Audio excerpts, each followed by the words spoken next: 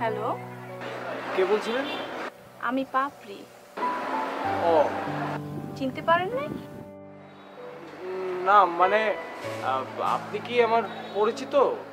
মানে আমাদের কি আগে পরিচয় হয়েছে? মানে আমি কি আপনাকে চিনি? একটা কথা বলতে যদি তিনবার মানে মানে করেন, কিভাবে ব্যবসা করবেন আপনি? সরি। আর আপনি কিভাবে ভাবলেন যে আপনাকে পরিচয় ছাড়া কল দিব? পরিচয় আছে বলেই তো কল দিলাম। ও, আমি আসলে বুঝতে পারছি না, পাপড়ি নামে তো আমি কাউকে চিনি না।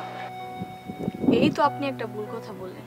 কালকেই তো আপনার দোকানে আপনার সাথে আমার পরিচয় হলো, তখন তো আপনি আপনার দোকানে একটা কার্ড দিয়ে দিলেন। ও, বুঝতে পারছি। আপনি ভালো আছেন? আমার নাম পাপড়ি, আমাকে পাপড়ি ম্যাডাম বলবেন।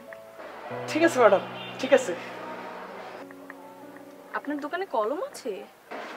হ্যাঁ হ্যাঁ আছে। হ্যাঁ আছে ম্যাডাম, আছে। শোনেন, এই মুহূর্তে আমার একটা 10 টাকা দামের কলম লাগতো, অথচ দেখেন বাসায় এমন কেউ নেই যাকে একটা কলম আনতে পাঠাবো।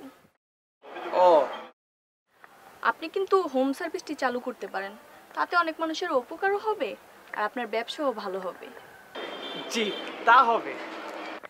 তাহলে আমাকে দিয়ে শুরু করেন না, একটা কলম দিয়ে যান আমাদের বাসায়, আমি আপনাকে ঠিকানাটা পাঠিয়ে দিচ্ছি। আচ্ছা ঠিক আছে, পাঠান ঠিকানাটা। এখনই SMS করে পাঠাচ্ছি। পাঠান।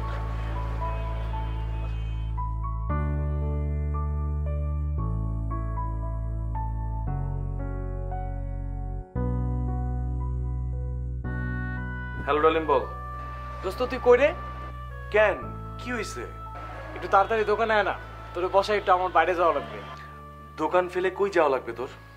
নতুন দোকান তো, কাস্টমারের মন রক্ষা করতে তাদের কথা একটু শুনতে হয় না। এক কাস্টমার কল করে রিকোয়েস্ট করলো একটা জিনিস তার বাসায় পৌঁছে দিতে। পৌঁছে দেওয়া উচিত না বল? ছেলে কাস্টমার না মেয়ে কাস্টমার?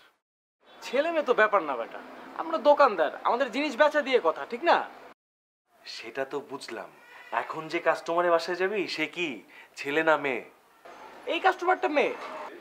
এই পর্যন্ত কয়টা ছেলে কাস্টমারের বাসায় জিনিস পৌঁছে দিছিস তুই? আরে ভাই, এই কাস্টমারটা দিয়েই তো হোম সার্ভিসটা চালু করতেছি। আমার পড়া আছে, পড়ার ক্ষতি করে আমি এই কাজে বের হইতে পারবো না, sorry. Please please Pintu, Pintu please. শালা একটা টাউট। কি বলে? কোন মেয়ে নাকি রিকোয়েস্ট করছে তার একটা জিনিস পৌঁছায় দিতে, সে এখন আমাকে দোকানে বসায় ওই মেয়ের কাছে যাবে জিনিসটা ওকে দিয়ে আসতে। কেমনটা লাগে তুই বল? কত বড় হারামি তুই, চিন্তা করে একটু। টুলু বেল বাজে, কে আসছে দেখ। মা দেখতেছি। ঠিক আছে।